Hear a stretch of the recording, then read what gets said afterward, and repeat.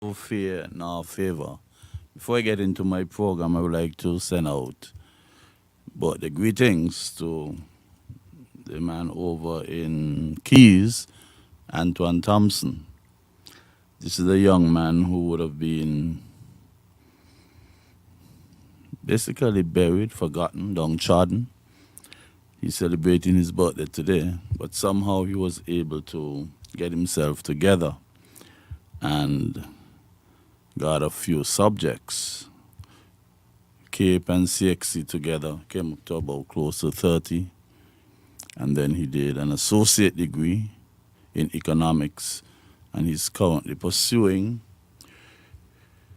accounts at the bachelor's level with UE. He's celebrating his birthday today, one of a few that he would have gotten a chance to do so as a free individual, and he's certainly making the best of it. I really want to say congratulations on yet another milestone, and continue doing what you're doing. When you don't celebrate, make sure you go back to those books. You have exams coming up shortly with respect to the accounting that you're doing at UE. So happy birthday to Anton Thompson out there in Keys. Now, I have quite a few things that I would like to touch on this evening. And the first one is to say a special thank you, very big thank you to the Prime Minister, Dr. Joe, for having the compassion and the understanding, the empathy to grace the persons of St. Kitts and Nevis, those who work within the government structure, an extra salary for the year 2022.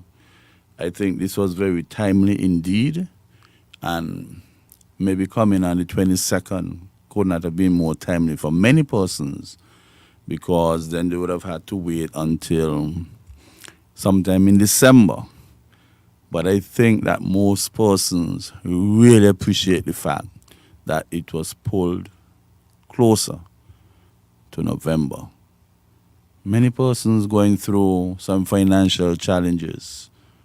Many persons have some hurdles to get over. Many persons were in suspense as to how they were going to get the bills paid. And some couldn't wait until December payday.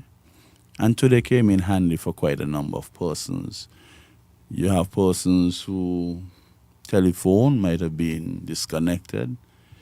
You had persons who were suffering the suspense as to when the water department people would come around and disconnect their water, or even the electricity department. And I would like to beg on behalf of those persons not to let the water department and the electricity department disrupt their Christmas and festive season. Already would have had some challenges, and we were rather patient. The fact that the water department might have been going through quite a number of challenges, and the persons were asked to put up with that. You cannot now come when you get things under control and punish the same persons who understood the plight of the water department and went through whatever sacrifices they had to make. Maybe for the upcoming new year, you can have persons going to make arrangements to get things done, both at the electricity department and the water department. We have to understand that COVID really put a dent in a lot of persons' earnings, and 2 years of COVID, so to speak, decreased hours at work. Some got let off, and it is only fair that when you try to put back everything into that equilibrium, that extra thoughts and consideration are given to persons who are still hobbling around trying to get a footing and balance from the effect of the COVID economic impact. So a big thank you. And while we're saying thank you for that extra salary that we dubbed the double salary, we have to remember maybe the next pay there might be somewhere in the teens in the Christmas. And therefore, the payday after December would not be before maybe 30-something days because you have 15 and 16, that's 31, and then you have some days in January. Let us suppose that it is the 20th, 20 and 16 at 36. That's over a month without a salary. So wisdom would have to prevail. You'd have to husband your resources as best you can. You have to do that. Remember, January is going to be a very long month. And you have to exercise some wisdom as well. Because in December, there are usually some very attractive promotions. You hear that you can get a car without any down payment. You hear that you can get other fixed assets without any down payment. You don't have to pay anything before March next year. But you have to understand that from the time March reaches, you still have to make those payments from April onwards. So you have to make sure that you do your calculations properly. The exuberance, the eagerness, the easy way for which you can get loans or higher purchase. And sometimes the law would have to get on these higher purchase institutions because sometimes they take advantage by really persuading persons and they lower the standards just for certain persons to get the higher purchase, knowing fully well that the ratio that they normally look at is not usually satisfied and they just go beyond that. And it is unfortunate, very, very unfortunate. We have to be more responsible. You understand? We have to be more responsible. The key thing that you have to look at is your net disposable income. After I would have gotten all of this and I would have taken care of my financial expenses, you can't disregard them. You have to take them into consideration. When the festive season is upon us, some of us totally refuse to pay any bill whatsoever. And then come January, February, we have to kneel, bruise our knees, asking people to be considerate with us. But you have to be considerate in the beginning. Your net disposable income, what is left after you have paid your inevitable bills, what is left of your net disposable income? And if you find that there is going to decrease considerably, that means you're going a little above that ratio, that comfortable ratio. So what you should do is hold back on certain things. Hold back. Sometimes it's nice to put off satisfaction or utility that you're craving for until you're more comfortable in life. You have a few, and the problem is sometimes some people go and consolidate the various loans that they have. And when they get the ease from the consolidation, in other words, if you had 3 loans paying, and you're paying $800, $900, another $700. When you do the addition, that's about $2,400. 9 and 8, 17 and 7, 24, 2,400 overall. You might have gone into an institution and said, look, I've been paying these 3 bills. I'm a little bit strained and stressed. So could you assist me in doing a consolidation? And they assist you and bring down that payment to about maybe $1,300. So you save $1,100. So you have an extra $1,100, $1,100. But then what you now do, you now go somewhere else to get credit. And sometimes even more than that $1,100 is absorbed into the extra credit that you got. You might actually go up to $1,150, $1,200. So the same $1,100 that you effectuated in savings by getting the loans and consolidated, you're now paying out the extra $50. So you ran away from paying $2,400. You got the easement that you were looking, $1,300. You got back $1,100 in your hand, but you're going out and take another thing for $1,150, another obligation for $1,150. So you have put yourself in a worse condition of $50 more. Sometimes it's even more than that. Because some of us are not very honest and we give stories and sometimes we are convincing at giving these stories and then we are helped. Some of us gone way beyond salary deduction because we would have exhausted that. But yet the higher purchase businesses still take your word, understand that you'll come in and pay, but at the end of the day, you start to struggle. 2 months down the line, 3 months down the line, you start to struggle. So you got to align your ducks and make sure that you save some monies for January. A lot of you like entertainment, and I could understand why you might be so eager for entertainment. COVID had us locked down for quite a number of years, 2 years maybe, and we have that vent. We want to vent.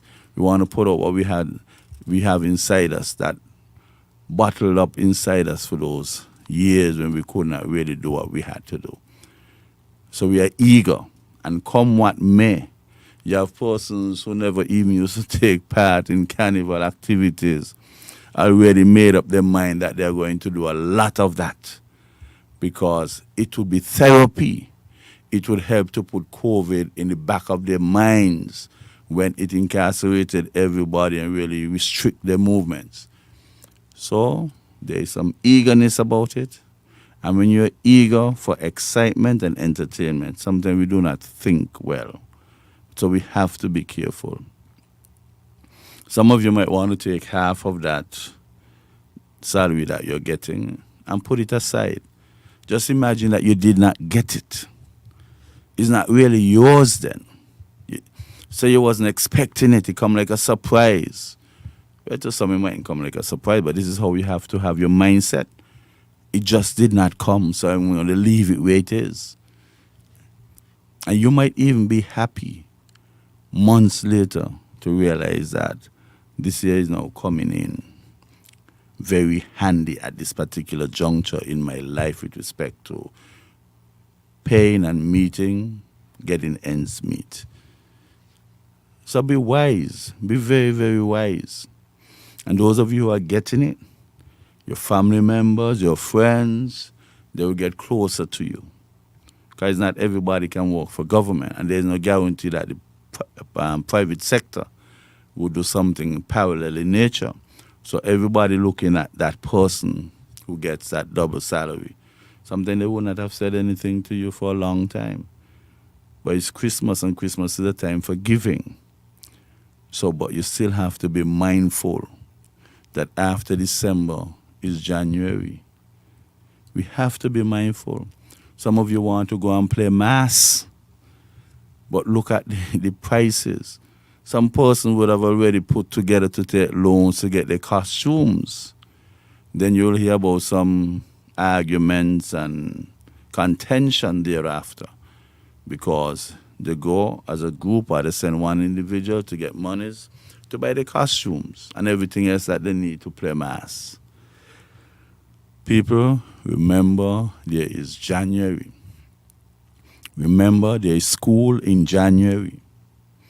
Remember there might be books that students would need. Remember uniform might be old and worn. There might be uniform that the children would need. You have to think this is one festive season where you have to take up a piece of paper, put pen to paper, or put pencil. Because you might make a few mistakes and you have to make a few adjustments. You don't want it to look messy. So do your budgeting, cautionary budgeting with a pencil, with an eraser. So you put in, you take out, you put in, you take out. You might be the happiest person come January.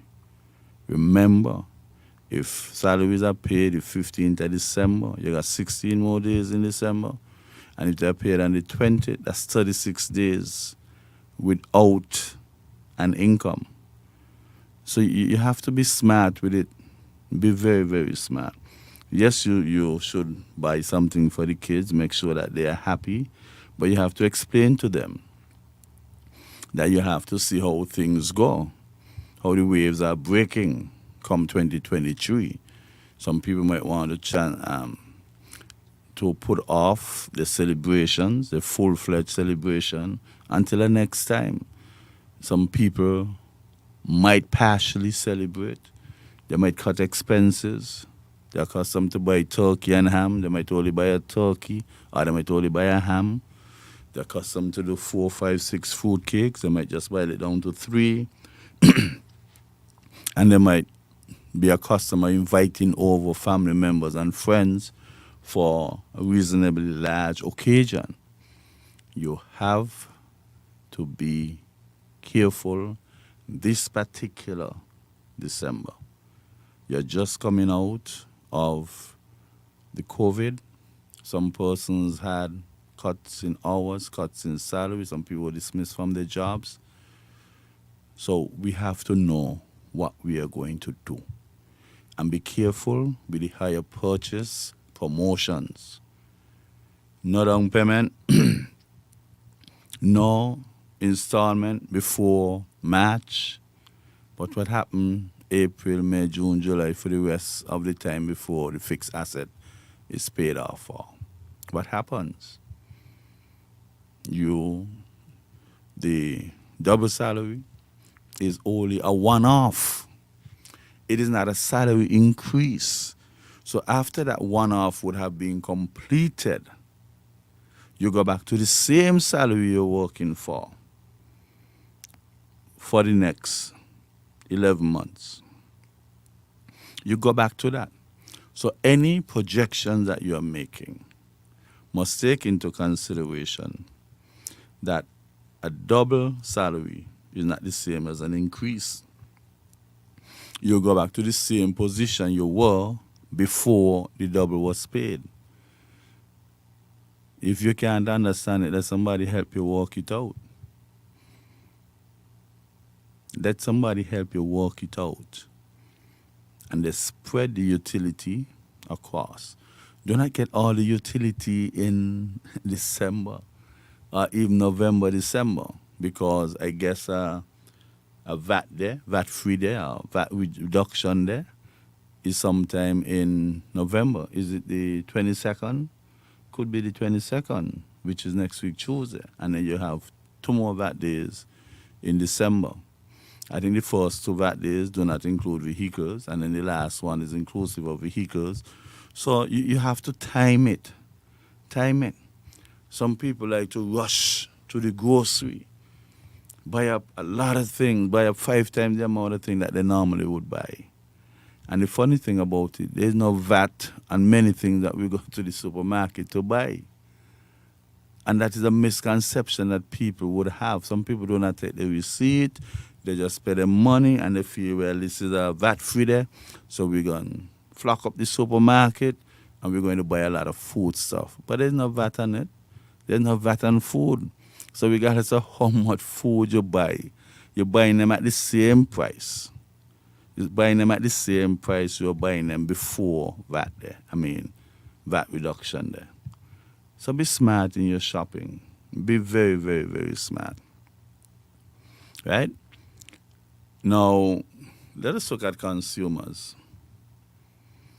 Consumers are being taken advantage of. And we have to put consumers' affairs in the spotlight. They have to come out of the office and be working more in the field, especially this Christmas season. Especially, this is the time when people are vulnerable. They spend without thinking. They spend without perusing the labels and the prices. You might have bought something last week for something and something this week, and you're not even making that comparison, even though just a week apart. Much as those that you bought a month apart, month and a half, 2 months apart. You got to pay attention. You have to pay attention, because even the snacks that you're buying, you realize at one time when you open some corn curls, some would spill on the ground, how it was filled to the brim. Now when you open, you got to search and look to see where the corn curls are inside of that bag, because they have now substituted a lot of the corn curls and the other stuff of that parallel nature with air. With air. You could actually put those things in the seawater, hold on and them and use them as a float, because of the amount of air inside of those bags. you have to look at what you're buying. Sometimes they reduce the price of a particular food item, but you're not looking to see the reducing the volume that you're getting. All you know is that there's a reduction in price. But sometimes the reduction in price compared to the reduction in quantity that you're getting make it even more expensive than it was before they reduced the price. So you have to be very smart shoppers. You got to start dotting your I's and crossing your T's. Be very mindful of what you're doing. One thing I didn't like, though, when they increase the price of bread and they stopped selling the $1 bread. That was very unfortunate. When we have situations like that, we have to understand that if you put the cheapest bread for $2, there are persons who might not be able to afford $2 to buy a bread. Why not reduce the quantity of the bread and make sure that people could get $1 worth of bread instead of carrying up the price to $2? Even if you increase the quantity a bit, you carry it up by to $2. So persons who could have only afforded $1 is now where they could go in the shops and buy bread comfortably. We had to take that into consideration. You're increasing the price, you want more for whatever you're doing, you get more. But you must put something that is in the reach of the least fortunate amongst us. Unless it cannot make sense, you'll have a very disgruntled fraction of our society. And not much smiles will be coming from those faces. And the funny thing about it, a lot of them increase the price of the bread. And the taste has deteriorated considerably. You buy bread in the morning, and by afternoon, evening, that bread is tasting like a stale bread, breaking off in your hands. Once ago, you buy a bread, it could last 2 days, and you get the flexibility out of it because the combination of the ingredients is right. You're having less butter, more of something that making the bread taste a little corky.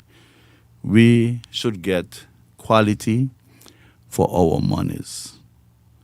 Those persons who making bread would have to definitely improve on what they're giving to the consumers. They don't taste like once ago. They're breaking off so easy, you can't even open them to put relish inside of them. You have to keep the relish in one hand, the bread in the next hand, bite a piece of bread, bite a piece of relish. Because there is no flexibility in getting that relish into that bread. It is difficult. You attempt to do it, and half your thing drop on the ground, look around to see if anybody watching, you take it back up, push it off in your pants, and you're gone again. You don't want that. You want the quality of the bread, the texture of the bread to be such that you can confidently open the bread down the middle and put whatever you have to put in. Okay, let us take a break, acknowledge our sponsor, and come back. Welcome to the Customer Support Portal, where we have made it easier for you to contact us. It starts with your question, email, a message, phone call, or a search on our website. Our CSP provides prompt and efficient solutions to your problems. We pride ourselves on treating our clients responsibly and ensuring your information is kept safe. Log on to www.skndb.net and send us a ticket or email us at customersupport@skndb.com. You may also call us directly.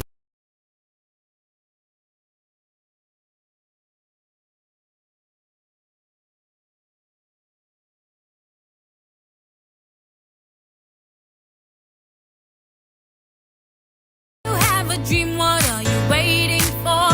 The development bank has what you need and more. We aim to build stronger communities. That's why we have so many opportunities. Business loans, student loans, we make a positive difference in your life, in your life,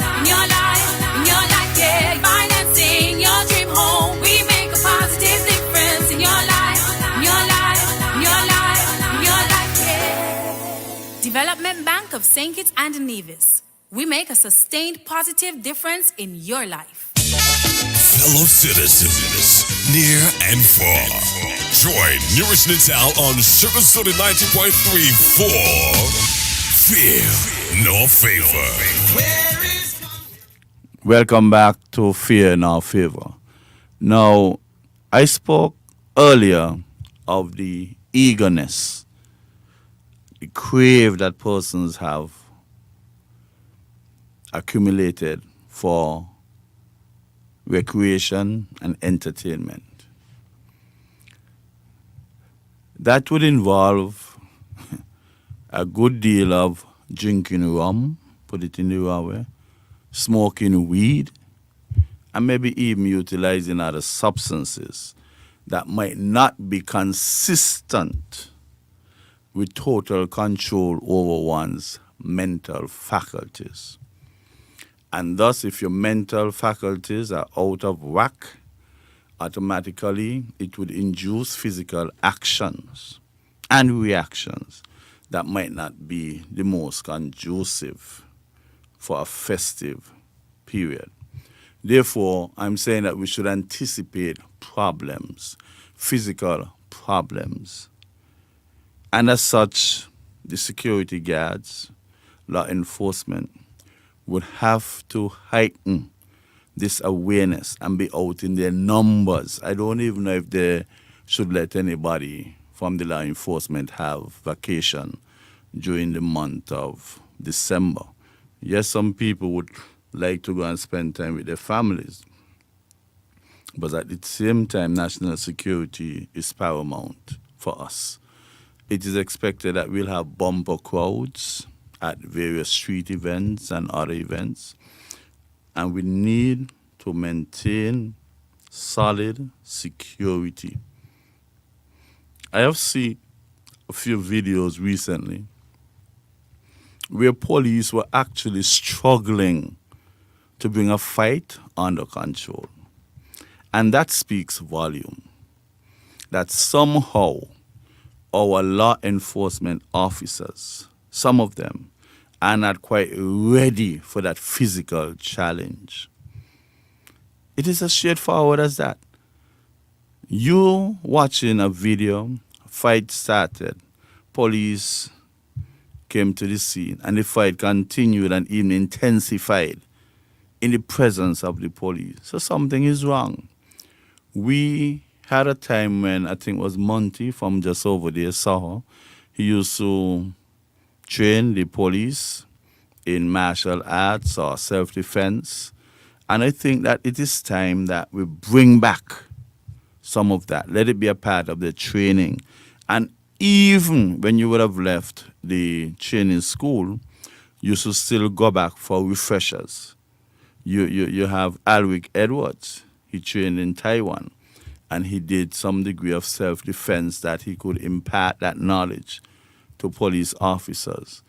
So they wouldn't want this protracted period of time to fight something in between children, school children. We need to come better than that. Our officers must be better equipped from a physical perspective. And you got to think faster. What is the best thing I can do in this particular situation? Nobody should be getting any more blows once the police show up. But some of us have a blatant disregard for the police, and we continue to do what we have to do. And sometimes it is really overwhelming on certain occasions, especially if it is group-related. Because while the police might be there dealing with a few, then you have another issue brewing over there and creating problems for everybody. Sometimes the number of police officers at a particular function is far, far from enough. And I wonder, what is the policy? How, if you say you're going to have a crowd of about 800 people, what number of officers would be necessary just in case? I would like to have an idea about that, because it is important. And these people, most of the time, some of them sober. Now, in the festive season, when maybe 30-40% of that same crowd might be drunk, how do you control that? What the numbers are you looking for? What are the instructions given to the officers? Do you use objects, batons and so, and hit people in their heads? And then what happened thereafter? Where would liability be? Could you have done it in a better way? Not targeting people's head? How do you rush and have somebody subdued and you could keep them there until help comes? It's a lot of things we have to consider. But the best defense we have is for our people to be on the best behavior. If before you leave your house, you make a vow to your family members that you're leaving home, that you're going to be on your best behavior and try to avoid any physical altercation. If each and every one of us does that, well, you must have a problem-free carnival. Those who do not want to do it, obviously they make up their minds to do what they have to do. And as such, persons might ask a question: how do you deal with people who disrupt the carnival from physical altercation? Some people might say lock them up until the festive season over. Not many persons would like their family members and friends to be incarcerated. You understand? Because if you keep carrying them in, soon the cells will not be able to hold the number of persons. Maybe a better thing might be to take them to court and you have them confined to their homes. House arrest, so to speak. But then with house arrest now, somebody got to go and police that. How would you know that the person, ABCD, who you put in that house and ask not to come out for the rest of the festive season, could be the total festive season, the next 10 days, the next 5 days, the next 3 days, whatever the conditions are. How do you police that individual when you would have subjected them to house arrest because of their disruptive conduct? How do you do that? Or do you just take them and throw them over HMP? What HMP cannot hold, you carry them Keyon, St. Paul's, Sandy Point, Frigate Bay, St. Peter's. What do you do? Because when you do that, you still have to find food to feed these people. They can lock up people and call a family member to bring food for them, you know. You arrest them and you're responsible for the safe keeping. So when you arrest, you got to make provision to carry food for these people. Family members might be empathetic and they say, look, this is my family, I want to bring some food, blah, blah. But some persons might not have any family to bring food for them. What would you do? So we think that we need some degree of control. We need to start with ourselves. And if each individual tries their utmost best to be on the best behavior, we'll have an angelic type of carnival. Angelic type. You know, this happening, it would be, or it usually is, when a fight breaks out, people got to scatter. I do not know where they find bottles from. I really do not know where these fighters would find bottles from. Sometimes they rush in somebody's shop, take up the bottles them. So maybe this is an appeal that we can make. We can tell persons who's selling drinks in the vicinity of town where persons would be congregating not to keep the empty bottles to the front where people have easy access. Put those bottles behind. As a matter of fact, it should be a general rule that you do not serve any kind of drink in bottles. You pour them into a glass cup and you go and you put away the empty bottles. Do not just rest them down in front there that when fight break out, Sometimes you wonder if it's a million bottles million bottles were pelted. We have to be more sensitive, more aware that certain things that we are doing. You'll be selling drinks from a cooler and a fight breaks out and people come overpower you, put their hand in your cooler, take out your beer, your Guinness, your Vitamalt, your malt and back them just like that. Then what you do, run behind them and then get your head bust, your face bust. We have to be smart. This carnival, more so than before, would call for some smart participation, even smart spectating. If something starts and you can prevent it from going further, put a hand. Don't wait for the police to come. Put a hand. If it's a family member, make it all the better. They will listen to you easier than anybody else. Put a hand. Help out the police. Police cannot be everywhere. Police are supposed to come get overpowered, back a few, and rubber shots, people get injured, and then what? I don't even believe that we should have police on duty with a weapon during the festive season. Such as how nice and smooth things will be running. There's absolutely no need for that. That is the level that we want to reach. And I really enjoy helping to make that plea. That persons control themselves. I think we live from January to December. We let down our hair, we go do what we want. All this drink we're drinking for years now. We ain't reach a conscious level of how many drinks would just put us on the wrong side.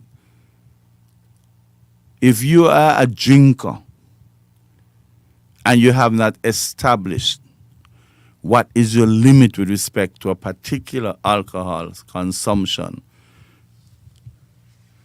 well, you can't be a responsible drinker. You are not a responsible drinker. You must know if you drink A, 1 glass of it will knock you over.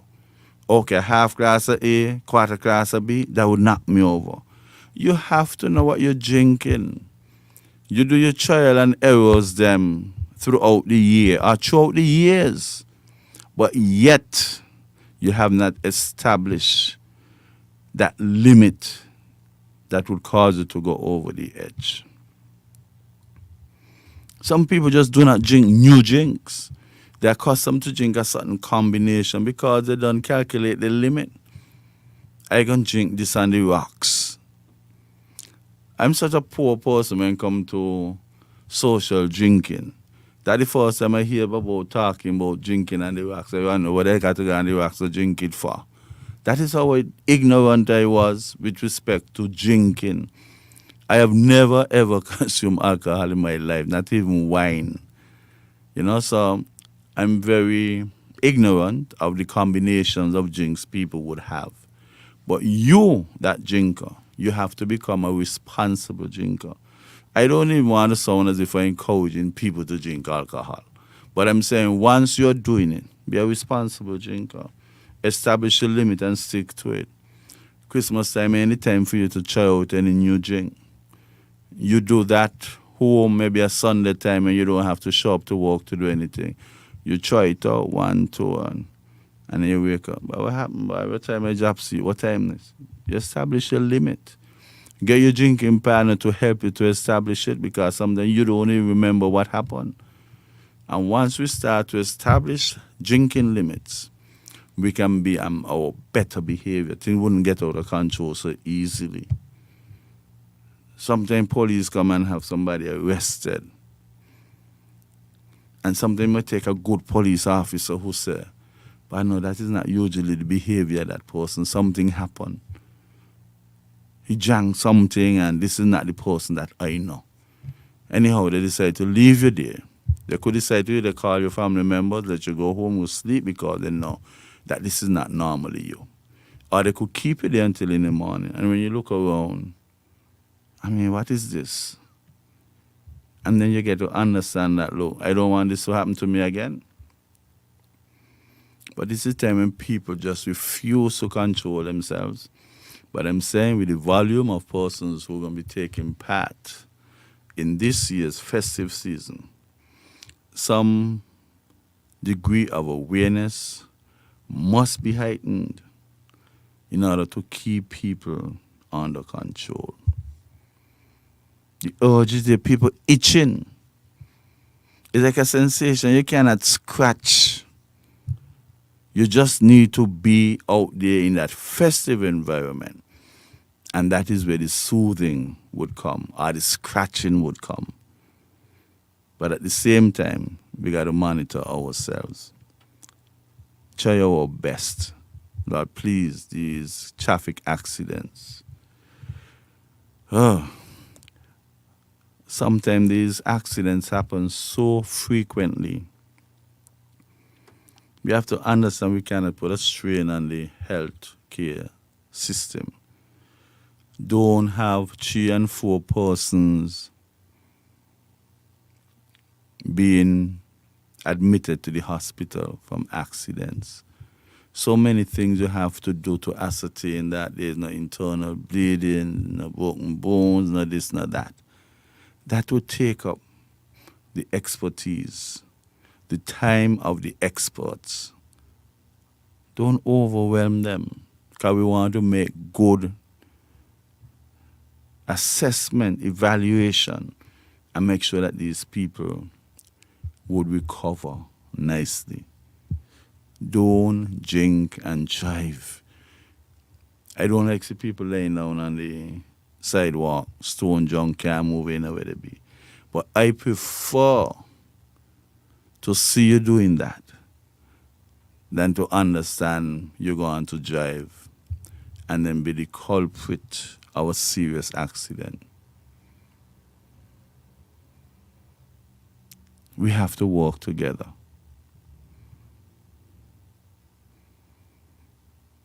We have to do our best and make the festive season big, big, big, and very peaceful. Some people may ask, well, could you get a peaceful festival? What kind of festival is that? We got to be mindful. And again, during the festive season, you have a lot of people, almost everybody selling something to eat. You have to ask yourself some serious questions. Some very serious questions. A lot of persons who did not get a permit to be food handlers, they would be out there serving food.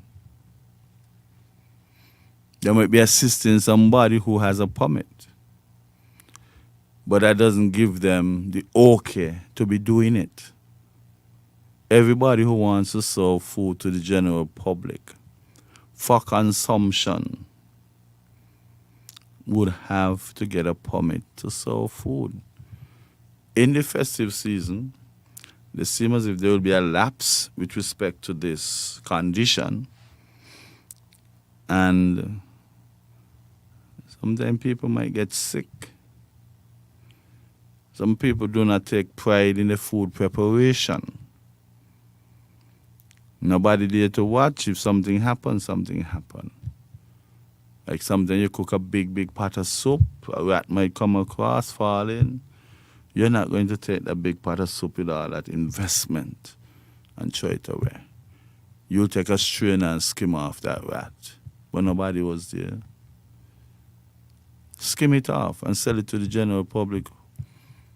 Those who do not have a clue that something like that happened.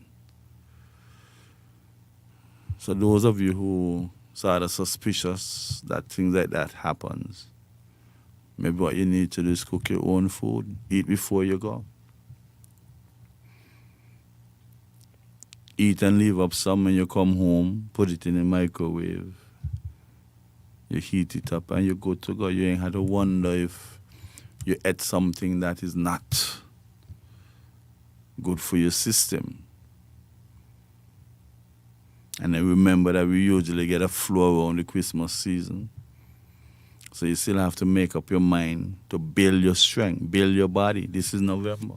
Start taking your vitamin C, your multivitamins, your B complex fortified with iron.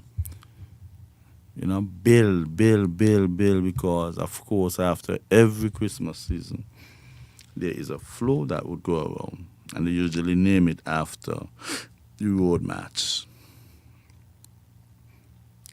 So be aware of that. Be proactive. Get yourself strengthened internally so that you can bear with the stresses of the festive season. Let us take a break, acknowledge our sponsor, and come.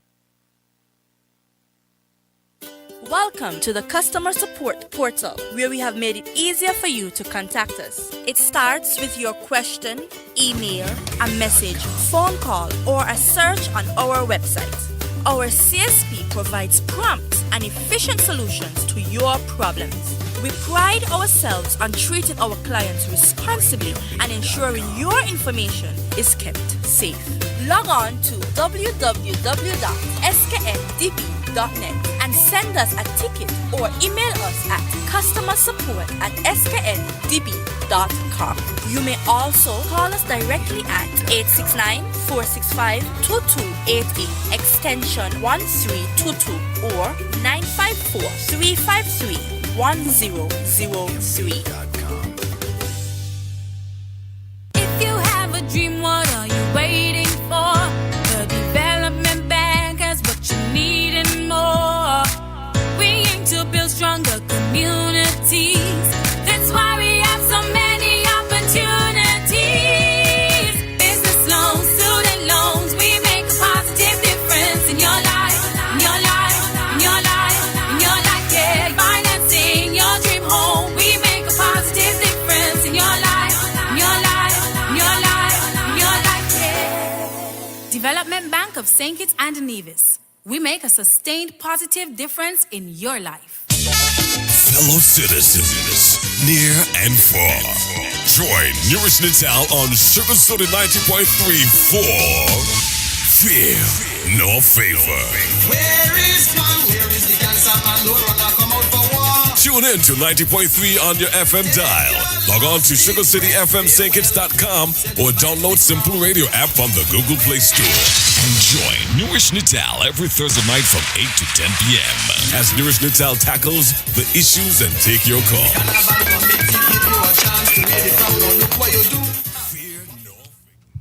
Welcome back to Fear No Favor. Now, the reporting by the good doctor upon return from Taiwan, I think that there were a few things that we can look forward to. We spoke about the scholarships that are banking up. And I don't understand, if we are a poor country and if we get scholarship for our people to pursue studies, why aren't we making good use of those scholarships? Student loans ain't easy, you know. It take you years to pay off a student loan. All you need is some gratitude when you get a scholarship that you're going to return, be of your best so your country can benefit. But when you hear about all these scholarships, I heard the Honorable Dr. Jeffrey Hanley speaking to that. He spoke about the same thing that I advertised here from Morocco, that Ambassador Ian Quealy sent for me to put into the public's domain. And he said that out of 10, they were only able to materialize 3 thus far. And I think he said that some St. Lucian counterpart might have indicated that it's about 35 that they have materialized.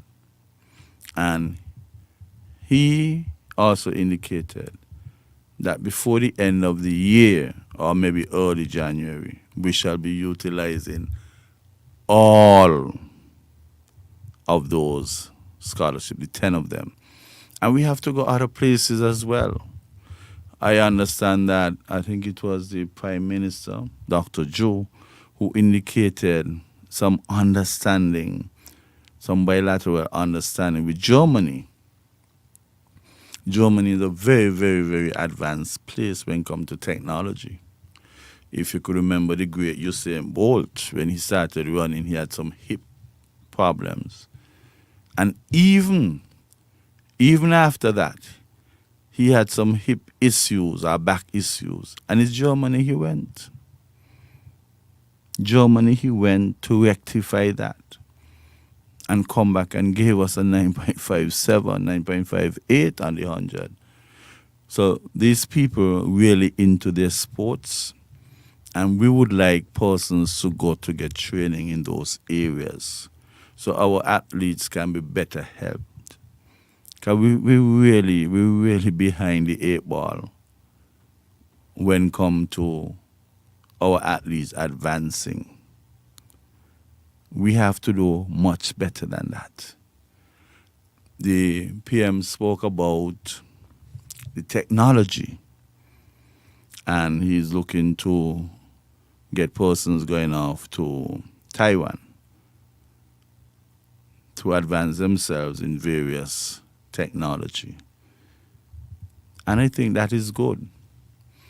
Too often, we have to get foreign consultants to come in here to help us because we lack the capacity.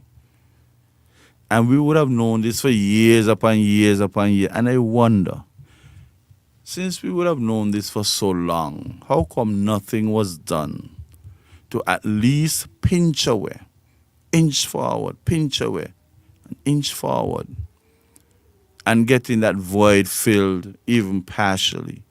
We need 10, at least we got 4. Maybe the next 2 years we get 3 more.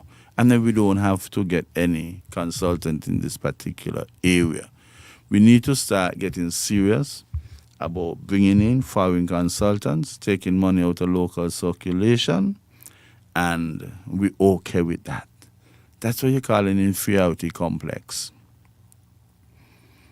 We have to do that. We as Kititians, we would have to work out systems that would ensure when persons would have completed their studies in various areas that they can be accommodated here in St. Kitts. They must be accommodated here. You can't have people, for example, maybe going AVEC, developing skills. And to my understanding that AVEC would have progressed nicely. We cannot have people going AVEC to advance their skills, but yet when they carry their certificates in town, everybody just push it in the desk, maybe don't even look at it again. We can't do that. If you're going to make AVEC a great institution and producing people of good technical capacity, we have to make sure that we are willing to accept the certification which somebody comes from AVEC with. If you're not doing it, we're wasting precious time. We have to do that. We have to develop our own national certification. Maybe it could be a combination of skills and academics. You know, you have the combination for certain areas. And then when you are given that national certificate, nothing at all, nothing should be superior to our national certificate. If you say that you need to have, say, a degree or maybe 80 university credits plus skill training in this area and a little language here, and then you get that package, nothing should be able to trump that. That is our national certification. This is what we ask you to have. You get the training, you get the acquisition of the academics, you learn a language or whatever would be necessary to provide you with that flexibility to function when you're ready to apply what you would have learned according to that package, and you're paid accordingly. Those skills that we have would need to be adjusted. We need national certification, things that we would accept. Things that we would accept. People would then start to do things that they like. Things that they like doing. So a lot of people would not be working in the sense that they'll be having fun. They're enjoying what they're doing. A lot of people don't like to work because they don't enjoy what they're doing. But if you're doing what you enjoy as work, you could almost say that you're not working. You're being paid for enjoying yourself. Like you're on a honeymoon having fun. And until we start to fashion our society in such a way to include persons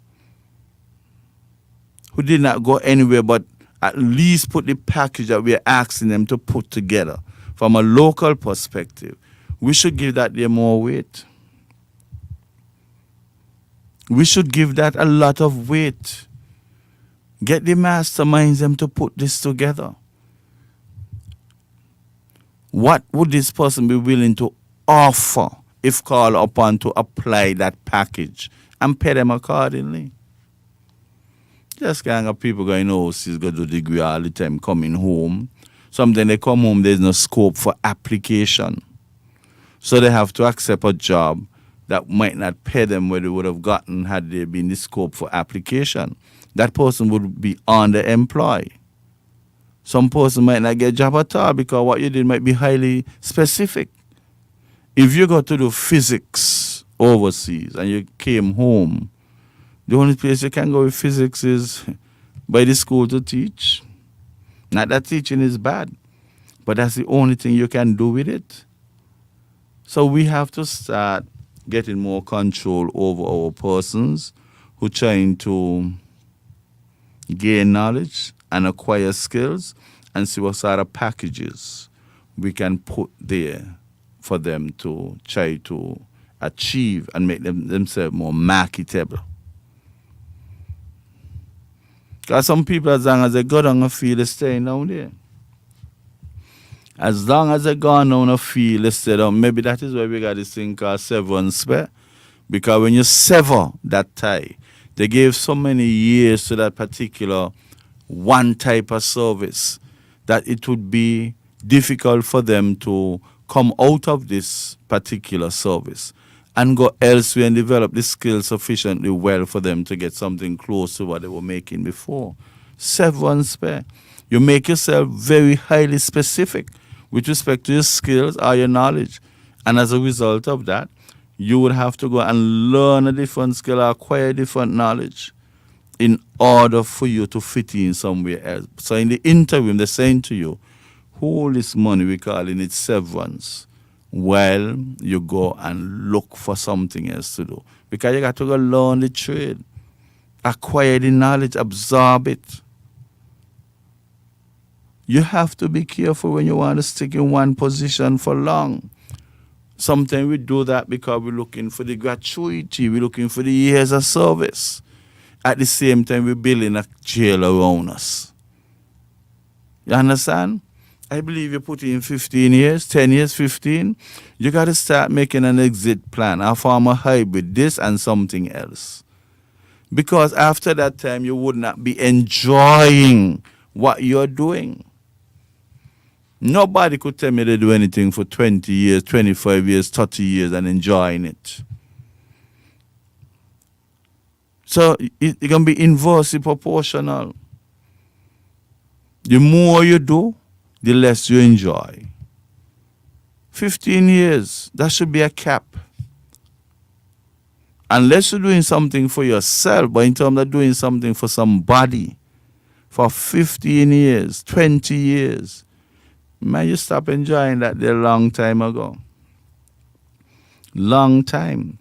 And as a matter of fact, the business that you're working for might experience diminishing returns because you're taking 20 hours to do something that you used to do within an hour. You did it within an hour because you were loving what you're doing. When you start to lose that love, that utility will take a longer time to come. Stop making yourself singly capable of doing things for too long. That was never a part of me. You always have to try something different. When that love goes through the door, I mean, come on, what else? What else? I don't mind shifting over because then you become more rounded. You become more of an asset to your country. Everybody who would have stayed in a position for so long, after a point in time, they're on cruise. Ain't no maybe about that. They're on cruise. No fun. No extra effort to put out anything. They walk to the clock. 4 o'clock is 4 o'clock. 3 o'clock is 3 o'clock. 3:30 is 3:30. And they're stressed out on the inside. They get sick more often because they have to tell themselves, look, I am stuck here for all these years. I can't go nowhere else. I'm going to lose my benefit. I'm going to lose. So them pause long time. Some of them reach 15 years, them pass for 10 years trying to reach 25. Some of them reach 25, they go like in a coma because they're trying to reach 33 and a third. From the time you stop enjoy what you're doing, you have to have a conscience. Move on. So you got to prepare yourself for that. You got to prepare yourself for that. Not mine, you could get experience throughout the years. You get the experience, yes, but then what? You got good experience, you got bad experiences as well. A batsman who made the West Indies team, an average 19 or 20 something for over 5 years.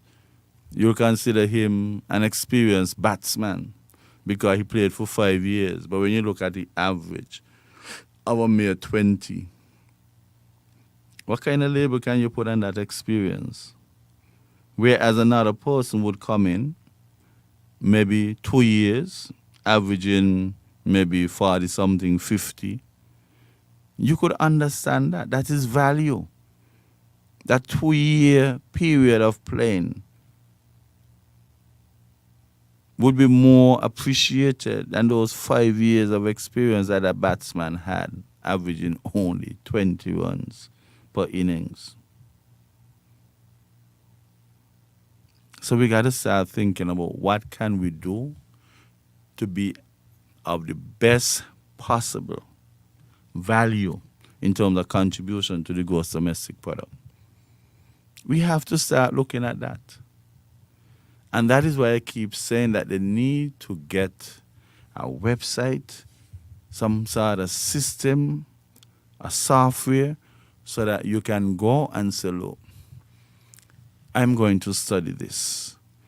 And having completed that, this is the projection, that I'll be most marketable here. My salary would be X. Then you have to now draw a correlation, draw a connection. Marketable, salary. Or you might have something where you might be less marketable but higher in salary.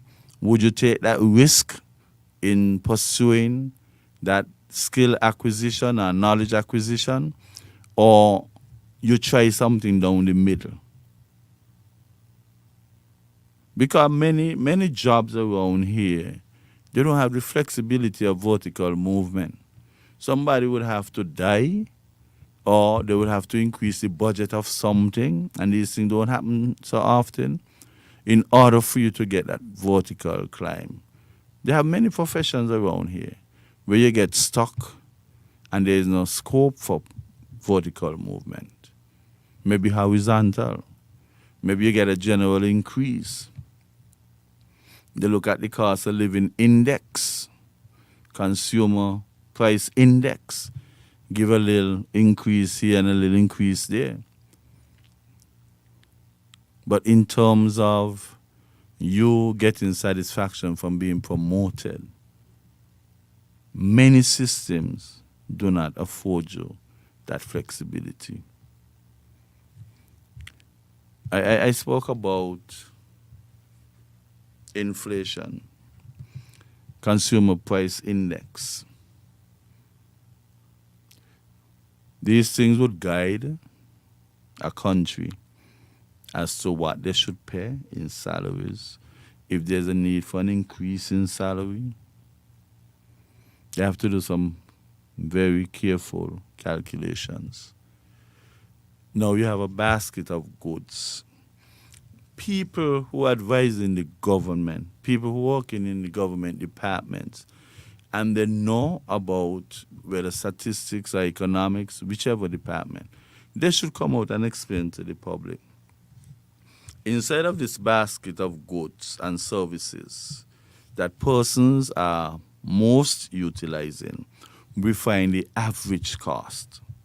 We find it this year, January, and the next year, January, we compare the two averages and see whether the price went up or came down, the index. And that's supposed to offer some guide to us. What goods and services do we have in our basket that they use to do those calculations? Some of us don't know. Maybe it's time to change up the basket. Or sometimes more people start using item A. Item A was not in the basket for consideration and calculations. But a lot of people start using A. Somehow A would have to be included in the basket of goods, because if you do not put it in, that figure that you put in out would not be correct. They start using B. Okay, they had B in the basket before. But I realize less and less and less people utilizing B. People using A and C now. You got to take out B out the basket, put in A and C, and then do your calculations all over. You cannot be stuck with a basket for so long without additionality or some kind of subtraction from it. Then you'll get a better picture. That is why people say that salaries must be assessed and the consumer price index must be calculated, and based on that, they would know whether or not it is time for a salary, a wage increase, or whatever. We have to. But come out and teach it to our students. You mentioned basket of goods, I want to know what you're talking about. But it's not only goods, services. If a lot of people start to take vacation, a lot of people start to take vacation, somehow you'll have to put in the price of vacation. Tailor it however you want. Put it into that basket of goods and services to work out the true index that we're trying to be guided by. Man, they got to come and talk to us, man. These people who are advising, they have to, throughout the years, they ain't coming and saying anything to us. You will leave it up to the Prime Minister. But you two could come and have a conversation. Just discuss with the Prime Minister what you're going to talk about. You got to engage people. Engage people, let people know what's going on. We all have a vested interest in the future of our good St. We must know what's going on. The other day here and I wonder, well, who gonna pay for the mistake they made down Old Road?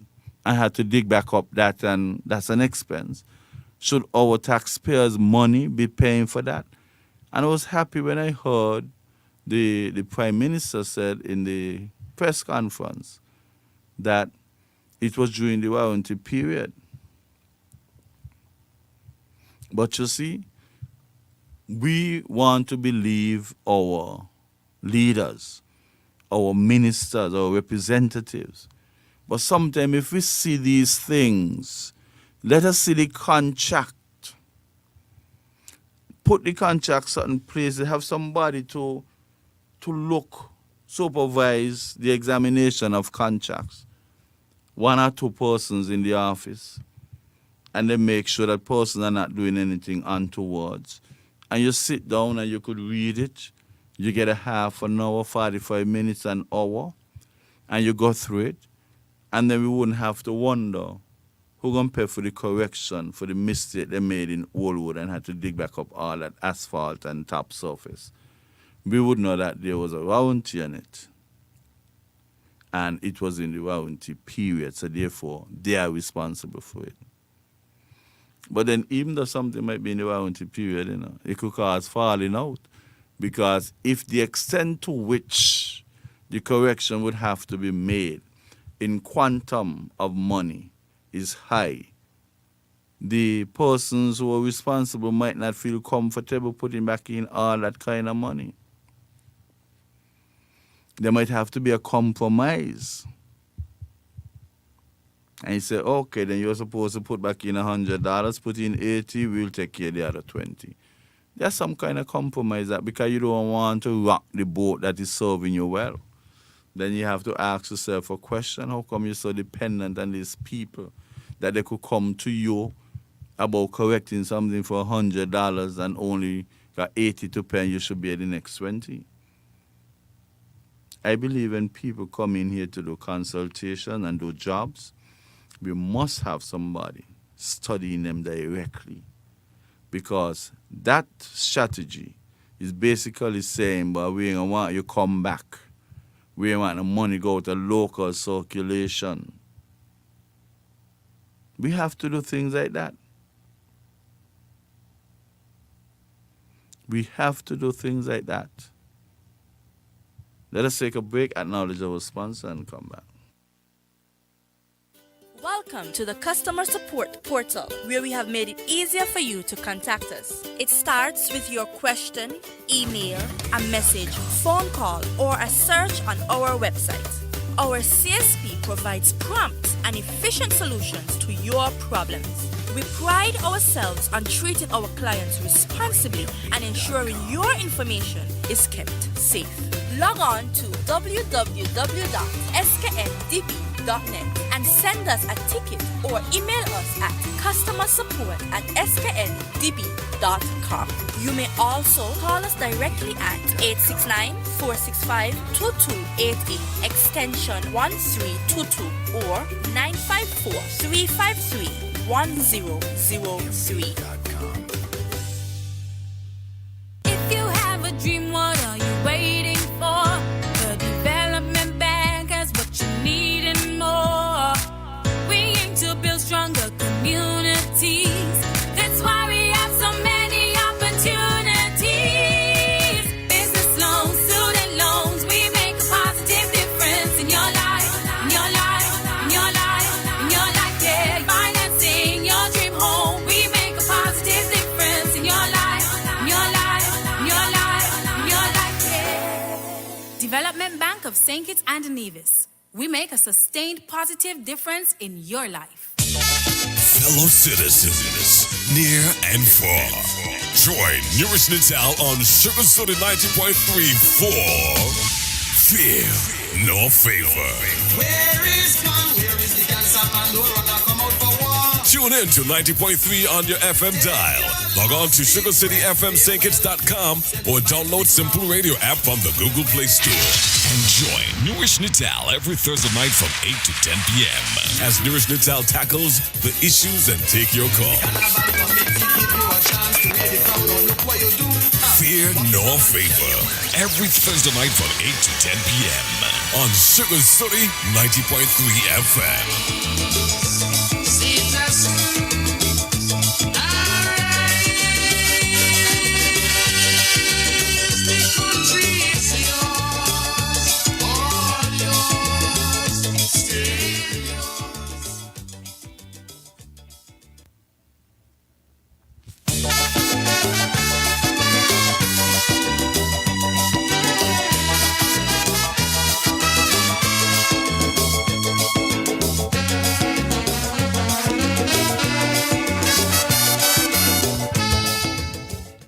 Welcome back to Fear in Our Favor. Now, I have been looking at some videos of fights in our schools. And I think that it is extremely unfortunate. Already we have the performances dropping. And by the way, I hope that Dr. Hanley would be informing us in short notice as to the performance by our students and persons who took overseas exams in 2022, May, June, because we had a lapse in that and we did not get much reporting out of the previous minister. There was actually a void for a report, and up to now we haven't gotten it. We don't want to continue like that. I think results might not have come in 100% because there were some queries, but we are hoping that before the festive season, we could get an indication as to how our people performed at the CSEC and Cape level in the 2022 May-June exams. Now, these fights at our schools, they are too frequent. Way too frequent. And we'll have to do something in a more concerted way to address, a more direct way to address these physical fights. There's a policy.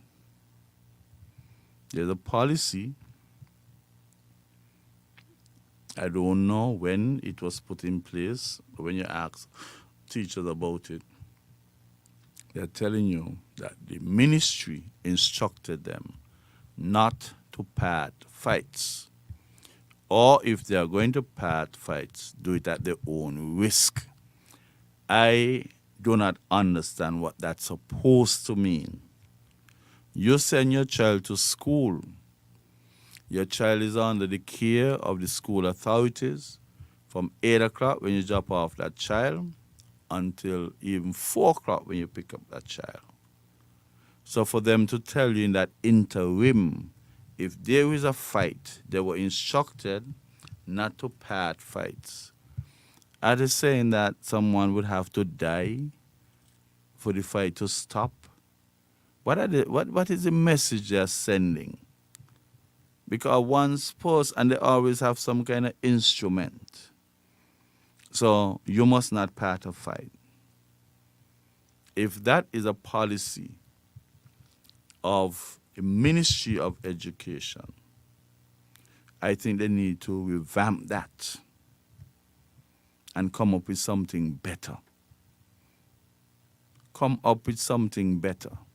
If you're going to part a fight, let there be 2 or 3 teachers at a time, or the secure. You could say no individual person, unless they are physically able, must part a fight by himself or herself, or try your best until someone else comes along.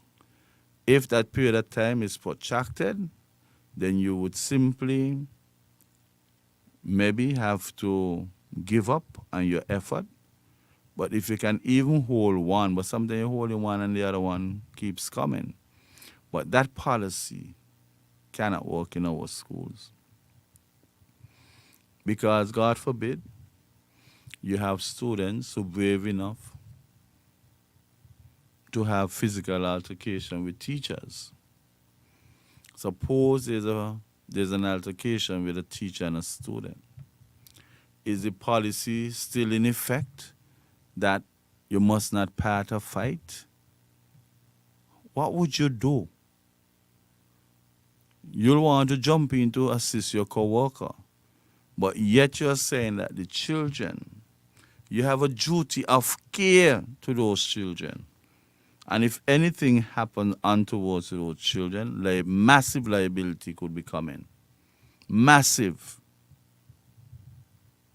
You can't give instruction. I don't even know who came up with that. That is so ridiculous. Yeah? Tell the teacher them don't part any fight. The students are supposed to got a certain level of respect for the teacher. So even if a teacher wasn't there when the fight started, from the teacher comes, that alone should be sufficient for the fight to stop. But you can't tell them stay in the office or watch on and don't do anything. That cannot make sense. We need to revisit that quickly.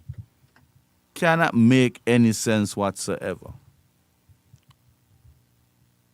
It cannot make any sense. You have complete control over those students. And you have to do what you have to do. So I am appealing to the Ministry of Education to change up that.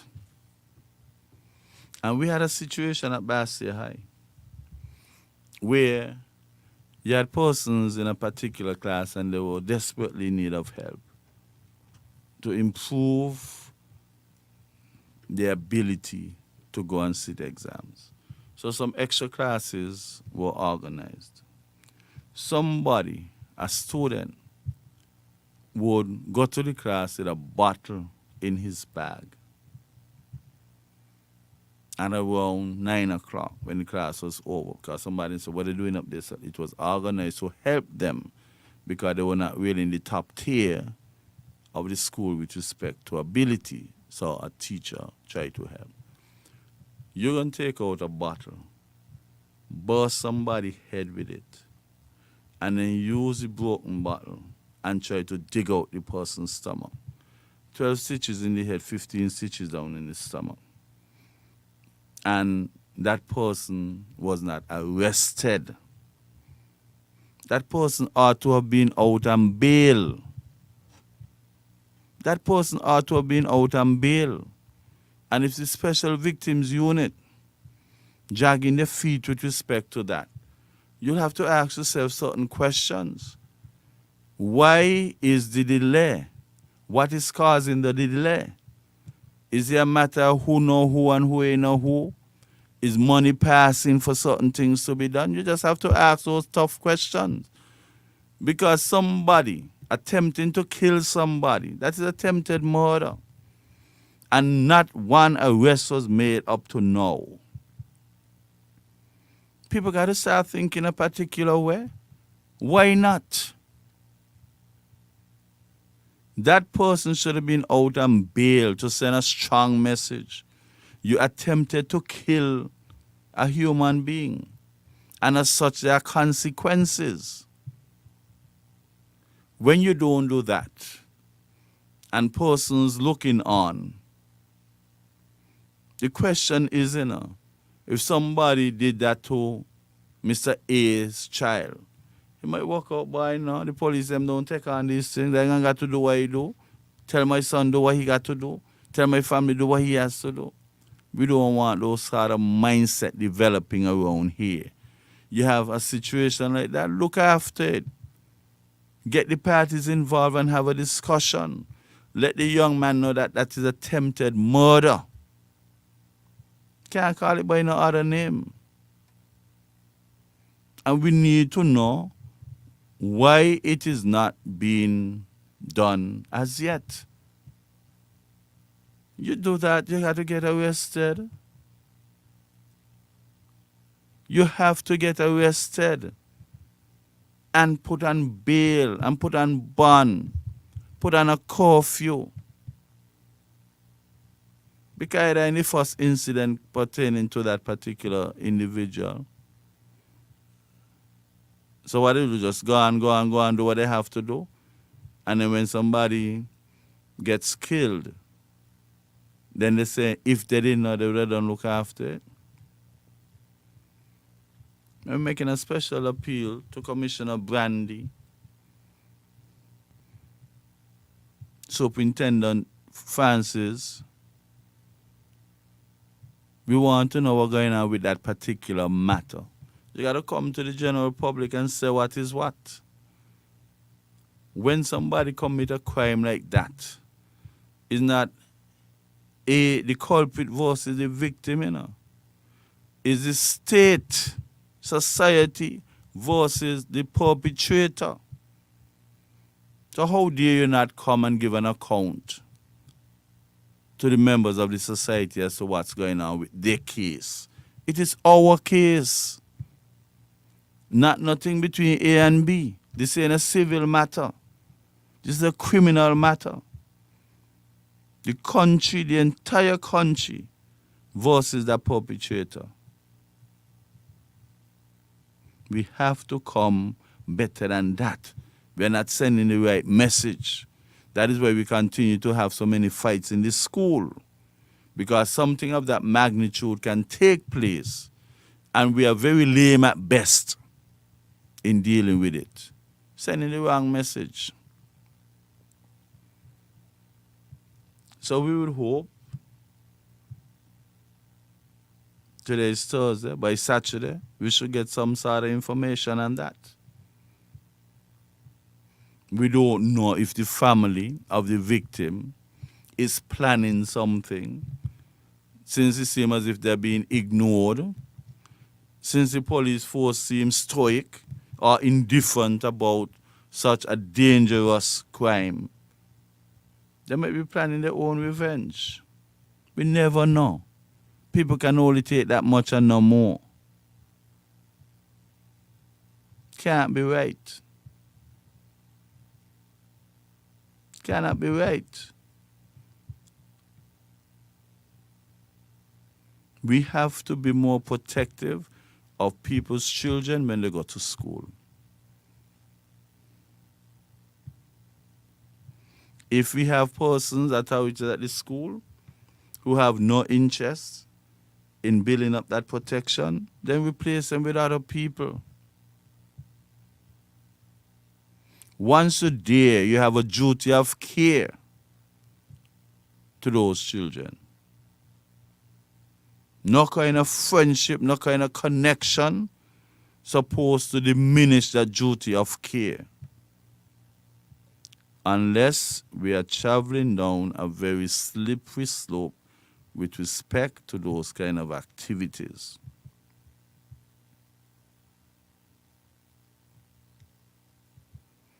Now, with this history, if this youngster is supposed to mix and mingle with other students, and he even comes up and make an attempt to hit somebody, and somebody said they're going to force him and give him a hard lick in his head, kill him, somebody might deem that is excessive force. But you have information that this is the mindset of this individual. And once that is the mindset, anybody who encountering people like those would have to give the best shot as early as possible. We don't want those kind of mindsets in our schools. We don't want them in our society. Because people would leave school, and go into society with the same kind of mindset and behavior, antisocial behavior. Sometimes parents claim that they got the child under control when they don't know half the story, when they're not admitting to the entire story. So we depend on the officers, law enforcement officers, to have us protected. We can't depend forever on parents and family members who would always want to put the children in good light until you take up the microscope, the social microscope, and do your investigation for you to realize that this person is far from being a well-behaved child. Whatever they do, just do it and come to the public and know and let the public know what you did. They'll be more satisfied. Until then, you'll forever have that situation. Forever. Now you have the festive season. Juve morning. Jamming going on in the night. Nobody got no 1,000-watt bulb, floodlight inside of the jam. These are times when people stalk people. They got a cell phone. But if you want A come now, he by the corner of New Street and Central Street. He wearing XYZ.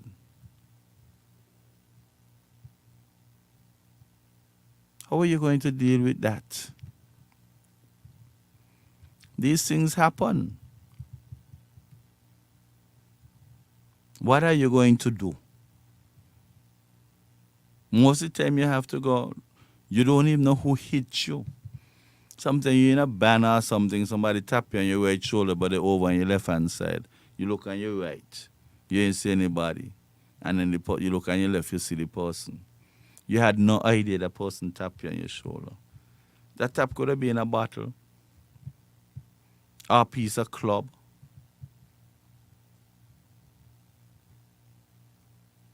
We need to send a strong message. We need to be well alerted during the festive season, because even though the peace process is on, you must understand that it is not a perfectly working system. If you have 100 persons, you might have 5 of them not in favor of the peace, not conducting themselves conducive of that peace. But there are still 5 persons. They might step out of line. They might be the statistical outliers, but they can still cause harm to people. Peace might not be perfect, but it's about the best thing happened to us since emancipation. And you have to understand that you have persons who realize that the more mature guys, the more seasoned guys are promoting peace. And the younger ones want to come and just create the situation where they look in ranks. Big ones, them done have the peace going. The young ones, them in between there, they're the ones who creating the problems. In many instances.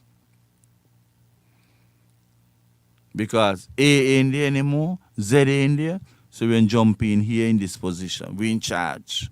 And then you start to get a set of younger guys afraid of you, intimidated, become a part of your effort. So we have gangs still growing within our peace effort. But God bless the Explorers Club, because those hundreds of children that they have under their control would go a long, long way in assisting St. Kitts. A long, long, long way. Because my major concern, and I'll be honest, when people give the Explorers Club super credit while the gang members were still at war, I question how much of a value that can be in reality. I question it.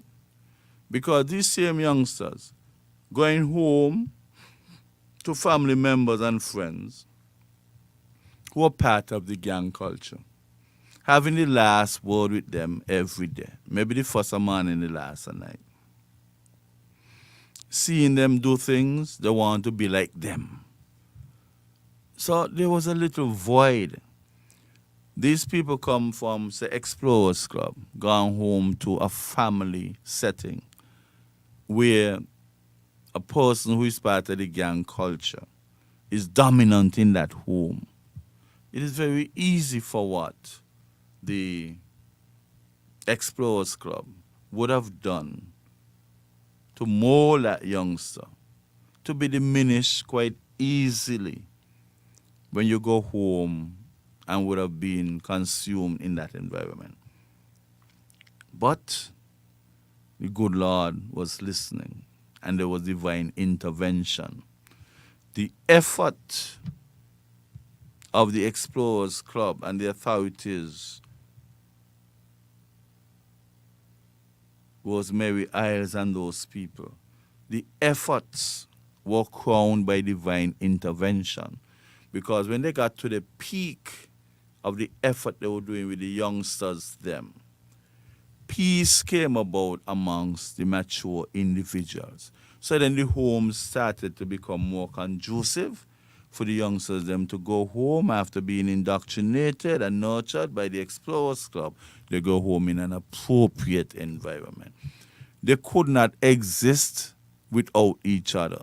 The effectiveness of the Explorers Club could not reach its peak without peace amongst the various gang members. Could not happen. You've been adding one, taking off two, adding three, taking off four. But like I said, it was divine intervention. It was embraced by the former Prime Minister. He put a lot into it. Because he could have been hard and walk out, look, boy, let the killer say, man in this. But he was compassionate. And he realized this is something that's going to last a long, long time. Long time. Long time. I spoke to Commissioner Brandy up to this morning, and he said he was overseas, and whilst in the company of other countries who having problems with the gang culture, he was asked, how St. Kitts and Nevis got it done? How y'all get it done? And he was so proud to give an explanation. We had a blueprint going there. A blueprint that persons are asking about. Nobody could come in here to tell us about our gang culture. Nobody could come in here to reconfigure our peace effort. Because this thing is local. You have to know what's going on. You have to know the people. And for you to do that, you have to come and live amongst the people to better understand them. Reporting might not be the most appropriate thing, because people might only report as they deem politically correct. Nobody could come in here and reconfigure our peace program better than our locals. It's just impossible. We could spend millions of dollars. It's not going to happen. We have the locals on ground who can do what they have to do, work along with the guys, understand them perfectly well, and get the cooperation. You can't have somebody come in, sneak in, sneak out, write a report, make a submission to cabinet, and that it cannot work. It is a practical impossibility. Chances of it working is improbable. We got to use our own local people who understand, well, the peace working. It was working without them. They heard about it and they come, want to be a part of it. If you are saying that the budget for the peace is where attention must be drawn, that is okay. You could do a lot of things to do what you have to do with the budget. Or maybe you have certain situations that you need to have corrected or adjusted. But we can't come in here to reconfigure any peace program. It can't happen. It cannot happen. We, the locals, can do that easily. But like I said, it was working before they come. So what they coming to do? What are they coming to do? To make money off of a project that cannot materialize without the input of the locals who already seasoning it. Yes, certain aspect it is not perfect. But what should have been done is to work with the persons who are associated with it and try to carry it closer to perfection. Perfection is all in heaven. Try to take it closer to that extreme end of the spectrum. When you take advice from somebody and then they disrupt the whole apple cart, we have to be careful. These guys came up with this idea. You know how they feel to know somebody coming in to steal their thunder? By trying to reconfigure this and reconfigure that. If you feel you got 10 persons on this program in this area, and it should only be 8, then you do whatever you got to do and get your 8. And we always have consultants coming to tell us the obvious. Maybe the local accent doesn't carry much value.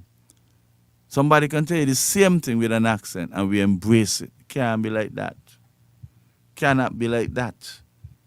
We have qualified persons here. What they're coming to tell you you must do, it was already in the pipeline to be done. All it needed to do was to be massaged along until the total materialization would have taken place. You're dealing with people with resistance. You can't bully people into a system. You got to massage them. And they're all unique in their makeup. So this massage must be of certain texture. You could put any structure in place to try to assist. You must have a certain texture associated with it so that you maximize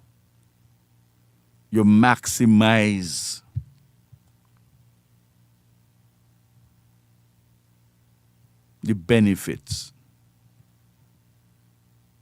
There's certain things you don't say to people on the peace program.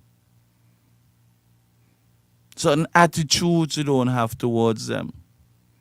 And it's not that you're afraid of anybody, you know.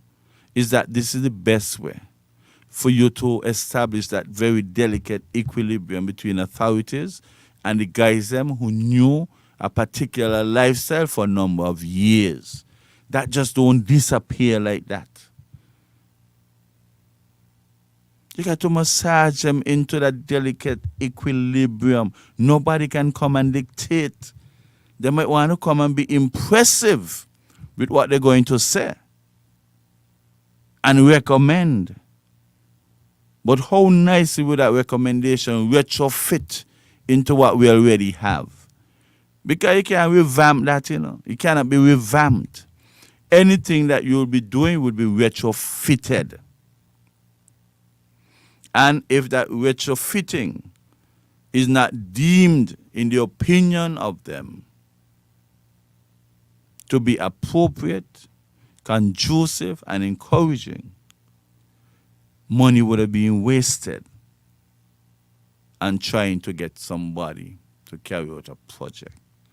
That project could have been done locally. Locally. Too often we underestimate the power and the value of our locals to get things done.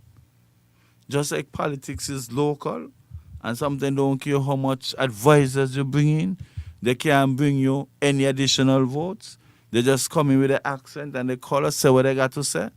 We have to be mindful. We have to be mindful that just like our politics is local, that the peace process is local as well.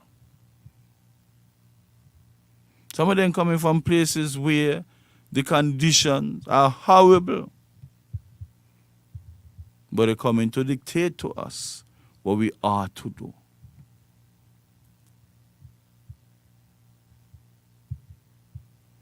And most of the time they're only repeating what locals would have said, but with an accent. So we embrace. We don't need anybody to come in here to reconfigure our peace program. We just need to be aware that we have a set of people doing work. We could have just, the part of the program is that it is supposed to last for, not the program supposed to last for 2 years. That's a misconception that people carrying around in their heads. A person supposed to remain on the program for a 2-year period. Not that the program would be 2 years, because people come in at different points in time. So my two-year period might be up before yours. And then we still have to make provisions to bring in others who might have gone on a similar path or have a trajectory to go down a particular path. So yes, some would leave and some would come because the different 2-year period. And those who come would have to now be a part of the overall integrated approach. We have to be aware of that. So persons who saying that it was only supposed to last 2 years, so let's end it. It's not like that. An individual was supposed to be on the program for a 2-year period. However, starting in 2019, and then you had COVID in 2020 and 2021, the program would have been bottlenecked or challenged to a certain extent. So when you don't keep somebody in a program for a 2-year period and then ask them to leave, there must be an exit structure. And that structure must be filled with texture. The person would have benefited to such an extent that you can rest assured that this person going back to live a normal life. Remember, that culture is the only thing that some of them know. So even though you're saying a 2-year program, after 2 years, some people might not be ready. What do you do? Sometimes you have positive surgical discrimination. You could discriminate in a positive way. Because if A and B started and A seemed to have gained some good benefits and making progress, while B is coming at a much lesser rate, A could go after his 2-year period, but B might have to continue to be a part for another 1.5 years. Exit plan. Put something in place. People are differently able above their shoulders.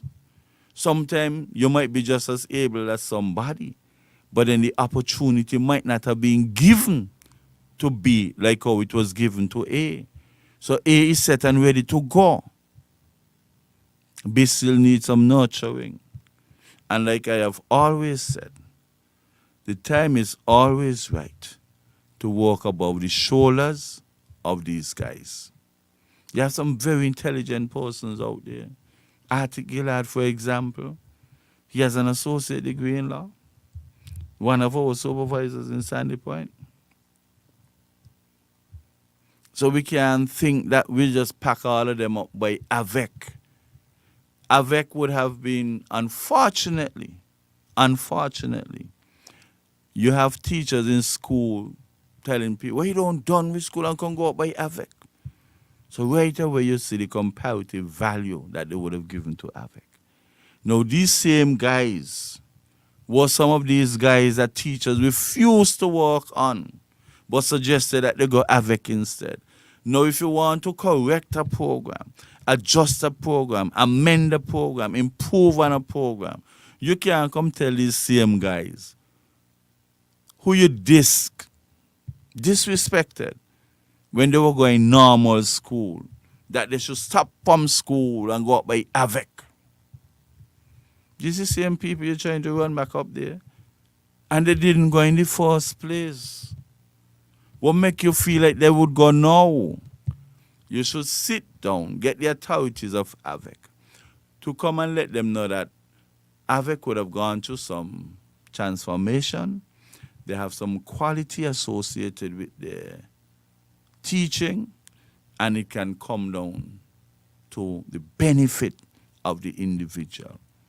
And some of them might not want to go because they're not really literate. We can't assume everybody could read and write. Some people still need working on. You might have 100 of them and 95 of them could read and write, but you might have the odd 2, 3, 4, 5 who would struggle to do that. So you must have interviews with people.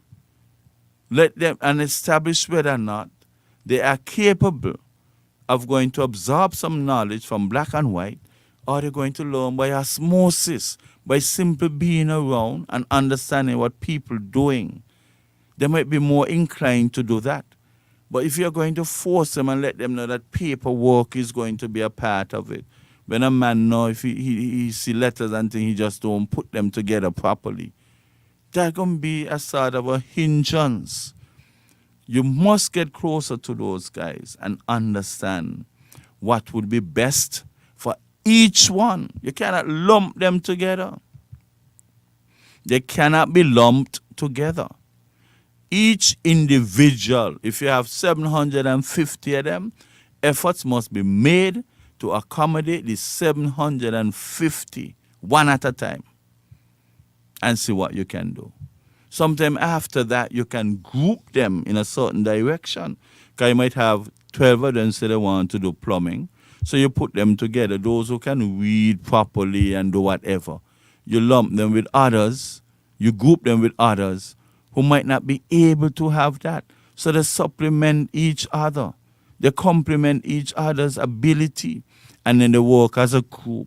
Then having done that and maybe having graduated, they can now form a little business.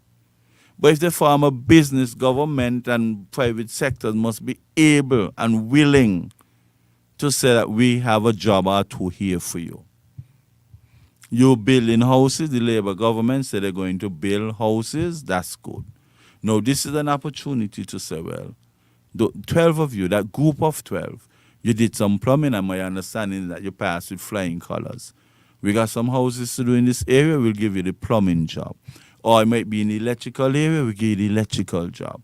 They must be reassured that stigma associated with them down the line that was preventing them from moving ahead comfortably would have been diluted to insignificance, and they can put out their best effort and do what they have to do. They must be reassured that they're going to get jobs even from government as groups. Some of them would have learned about construction by simple osmosis, being around and absorbing what's going on. We put them under a contractor now, so the contractor could help them hone their skills. And next thing, they could get a home to build for themselves. You call it the trial and error. Okay, they do this, they say they got that. Okay, build this house for us. Give them. Have confidence in them.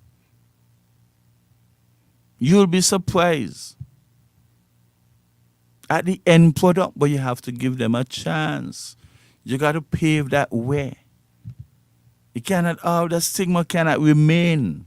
You have to first remove that and show them that you're willing to engage them, employ them. Some of them would have been to prison, so they might have a criminal record. Government got a policy that they don't hire ex-con, and that is ridiculous. That is ridiculous because government cannot be asking the private sector to hire these people, and they're building up barriers, hurdles for the same people when they try to get a job with government. We got to dance a yard before we dance abroad. Government got to do what he had to do before he asked private sector to fall in line. Just like how they get a double salary and they're imploring the private sector to jump on board and do something parallel, it's just so they would have to take those peace fellas. Give them a job. Look at Remy Gums. Remy Gums was sentenced for 15 years, spent 10. He was on about 21 charges. And he won each and every one apart from one that landed him in prison for 10 years. beat them up down the court badly. The judge was so impressed that he said, man, get this man a copy of the Constitution. Because back then they don't want you to read anything. You can't even read a newspaper. You can't even have a pen. They say you use a pen to put on tattoo. All kind of ridiculous things.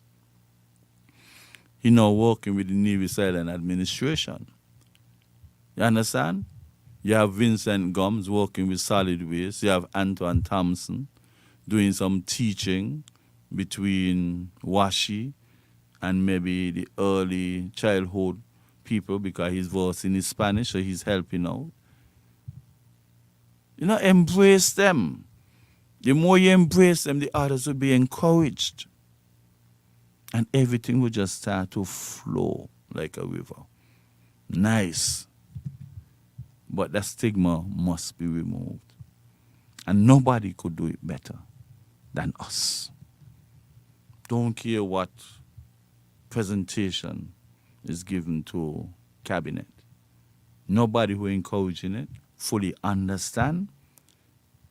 And as a result of that, anything could sound impressive. You must consult the people who understand what is going on and let them guide you. All this is local.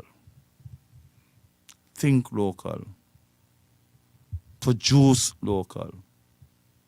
Accept what we have and then try to mold it into the best possible product that we can have. We have come to the end of this program. I saw some text messages. I know some persons listen. I know when I leave here, a lot of calls will come in because I said quite a number of things here tonight. And I would like to thank the Development Bank for your continued support and the continued supply of oxygen for the sustenance of this all-important program. And I want you to say like me, there's too much texture within my structure to succumb to ungodly pressures. Just let that be a part of you. There is too much texture in my structure to succumb to ungodly pressures. Good night. The opinions and statements made by the host and participants in this program are not those of the owners